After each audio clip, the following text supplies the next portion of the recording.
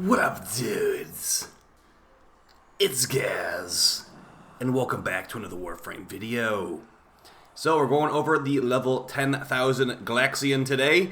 This thing is going to be even better in the Jade Shadows update. And yeah, the previous level 10,000 build and video I did with the Glaxion was actually someone else's footage in my mission. So now we've got me actually using the Glaxion at level 10, like maximum level basically. So let's get right into it. And yes, we are going to talk about how this is going to become better in the Jade Shadows update, and basically what you should look out for on a Glaxion build. So let's get right into it. But before we do, make sure you sub this channel. We got a Ember drop on the live stream channel today as well, so you want to come stop by, like probably like an hour after this video goes up. The free Ember drop will be active, and that's going to be Ember non-prime, but still a frame slot for Jade, or whatever you want to do with that frame slot that comes with the Ember drop. Alright, so let's get right into what we have here. So as you see in the footage, we are doing maximum level Void Cascade, 107 Exilizers to get maximum level in Void Cascade, and we've got a Magnetic Glaxion. Now what Magnetic is getting buffed in the Jade Shadows update, Magnetic will be doing increased damage to Overguard. Now I believe it's not the actual procs of the Magnetic, it's the Magnetic damage itself. So us having built-in Magnetic on our Glaxion means that we will have innately more damage against Overguard in our, damage equation that we're using here. So if you're ever seeing an enemy in the background here that's not instantly losing their Overguard, expect it to be basically instantly gone after the new update. So that involves the Thrax enemies that have Overguard, all the Xmas enemies that have Overguard, the Kuva Tricarians that have Overguard, all these enemies that have Overguard will be getting the Overguard shredded much quicker. And the build that we have on here right now is going to be it's going to be a viral corrosive setup if we use Nourish. It's going to be viral corrosive cold, technically. And then if you want to go even a step further, it's viral corrosive cold magnetic. So we can take care of pretty much every type of enemy. Shielded enemies with magnetic, armored enemies with corrosive, and, unarmored enemies with viral for that matter. And cold will also be giving increased critical damage in this update as well. So let's go over the build and, what you should expect, basically. I'm also going to show my Ivara build on what I'm using in this footage, because Ivara is very good for these high-level missions as long as you are used to her playstyle of not being able to bullet jump at all. Alright, so here we are in the sim, and I'm going to be showing you the TENET GLAXION with the magnetic roll. So just go ahead and showing how this build will work in the sim. Let's actually get some armored enemies in here. Actually, no, let's get them corrupted because I have Bane of the Corrupted here. If you are doing a Void Cascade, I usually do run Bane of the Corrupted. Let's actually do some Xmas here. Yeah, the Overguard of these enemies will be getting shredded a lot quicker in the Jade Shadows update, as we'll have that magnetic bonus against Overguard. So right there, pretty much instantly gone. And once you get some stacks, it's like a one tick kill basically. So anyone that thinks that the TENET GLAXION is bad probably just hasn't really been playing the game as much recently, and hasn't properly tested it out, because this thing is a monstrous weapon that can definitely be used very, very comfortably at extremely high-level Steel Path missions. And of course, if we are going against Corpus there, I probably would recommend changing the build a little bit, because Corpus don't really have armor, but this build could actually work against Corpus too. Alright, so going over what we have here. Now, you might see my Riven. Don't worry, the Riven is actually not very good. So I'd recommend, if you don't have an electric Riven, the only reason we're having that Riven on there is because it's electric. Just run high voltage there instead. It's going to be the exact same thing, but you're just going to have higher status chance than you need. You don't need this much status chance, technically. So you could maybe even go with, a 90% elemental here instead of a 60-60. But either way, that is just there to replace high voltage, just an electric mod. So the thing we have here is we have modded for corrosive, and since we have magnetic Glaxion, 60% magnetic, you're going to have magnetic, corrosive, and cold on this build, because the weapon has built-in cold, and we also have magnetic on here. So this is the build I ran for level 10,000. Now if you're not playing Ivara, you don't need the Hush mod at all. You can put on Vigilante Supplies there for more crits, or what you should really do is just put Sinister Reach on there for more beam range. This is going to be really helpful for hitting enemies that are kind of further away. I think it's like about 35-meter range with this mod equipped. But yeah, Hush is what we had on there. And a primary Frostbite, as we have a corrosive cold magnetic build, we're getting lots of cold procs, so we can get a bunch of extra multi-shot and a bunch of extra crit damage with this thing. Now, when that new augment, Photon Overcharge, comes out, I'm going to probably just put it over Vital Sense, I'm thinking. We do a lot of damage, and this being, this being 120% crit damage, it doesn't really matter to me if it would be 90% or 120%.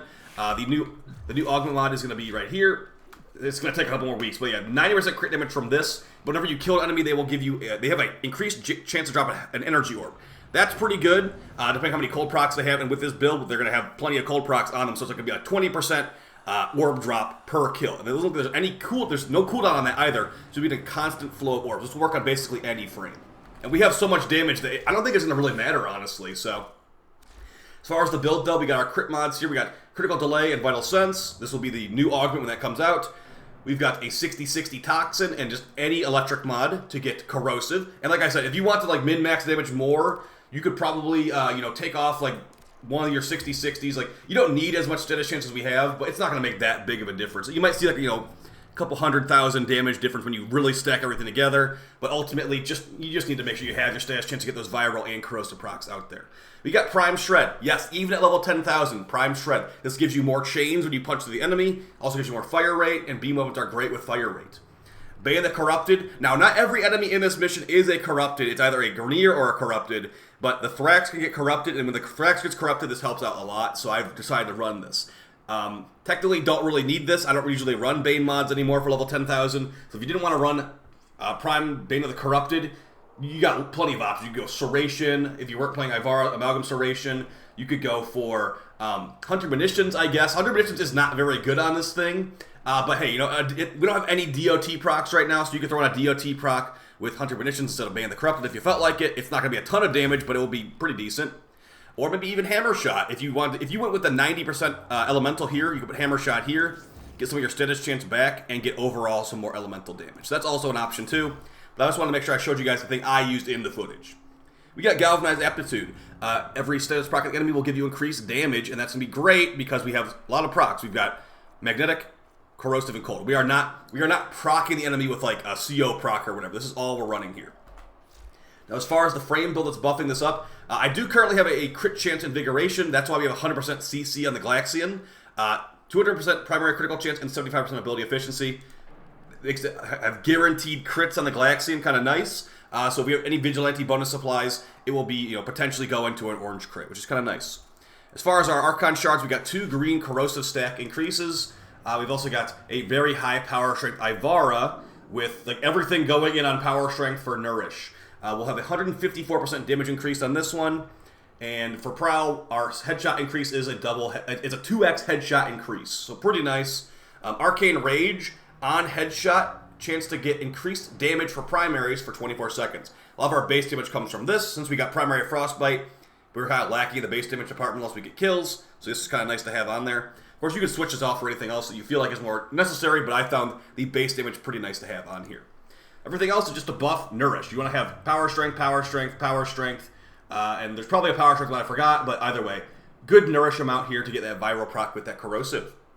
And the rest of the stuff is just, Ivara things. We've got our Quiver, so we can get some sleep arrows out there to get some finishers for Crescendo. I have the Glaive equipped in the footage. This is my go-to Glaive build for level 10,000s. Midlight Crescendo is very, very nice. It's better than Duplicate. So yeah, get this for basically guaranteed orange crits and red crits back to back to back. It will kill level 10,000s very easily. Yeah, I used to have Weeping Wounds on here, but it's kind of like a toss-up. Weeping Wounds, Glitter Might, they're pretty much the same thing here. But here's the big thing though. Once the Jade Shadows update comes out, I'm gonna probably go back to Weeping Wounds because blast procs are gonna be pretty nice in the Jade Shadows update. So getting that status chance increase on the blast procs of the Glaive could be pretty nice to get blast procs and those slash procs for exploding enemies, basically. But for right now, blast procs are bad, so we're going to keep Glitter Might on there for now. And the Riven is double crit, heavy efficiency, and minus range. Our companion was the Smita Kavat, and I only recommend using a Smita Kavat in high-level missions like this if you are like an invisibility character. If you're like playing Revenant, if you bring that Smita Kavat, the Smita Kavat's going to die a lot, so be really, really careful about what your Smita is being put through, so... But basically here we got Tenacious Bond to give us more crit, and we've got Aerial Bond to revive this cat faster. That's basically it for the build and video, or the build video. Let's go over some more gameplay footage, and we can talk about how the Glaxion is just really, really good. Like is that enough to just talk about the Glaxion is really good? I think that's how I feel about it. I have been using this Glaxion so much, and I think I'll be using it even more in the Jade Shadows update with those magnetic changes. I have definitely used this thing more than the Torid. I used the Torid the other day in a survival mission, and I was just like, man, I kind of wish I had the Glaxion equipped right now. No Incarnon ammo needed. Magnetic procs to take care of Overguard in the new update. Magnetic procs right now to shred shields. Not like that really matters too much. You know, good chaining. Better chaining than the Torid if you involve Prime Strike, because Prime Strike does not work like that on the Torid. So, it's just really, really good. It's a lot easier to get in the Torid too. No steel path required. So, yeah, I'm a big fan of this thing. I have been using it a lot. Other people have been using it a lot in these high-level missions, and you should probably start using it too.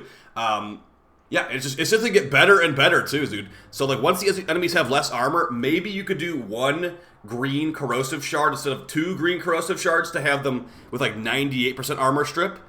You could try that, but I think that honestly just keeping with the green ones for right now is gonna be fine for sure. After the patch, I'm down to test some stuff out, but for right now, yeah, this is probably one of the best setups in the game right now. Just the TENET GLAXION with Nourish and like, you know, some base damage sources like Arcane Rage or whatever. Really powerful stuff. Hopefully you guys enjoyed this build guide. I want to make sure I got my own footage out there, not just, you know, someone else in my squad who was like providing me footage. And yeah, that's the build I ran for this. It worked great. No Riven needed, and of course you could even put a little bit more damage on here too. Like I said, if you took off Bane of the Corrupted, put on a 90% Elemental, and then put on like Hammer Shot instead of Bane of the Corrupted, that'd be pretty much the same status chance, but also just more crit damage too. So that could be a great way to do it when the new augment comes out, the Photon Overcharge. You'll compensate that crit damage with Hammer Shot, and you don't really need a Bane anymore on these enemies anyway. So see you guys next time. Appreciate all the support and take it easy. See you on stream very soon. Peace.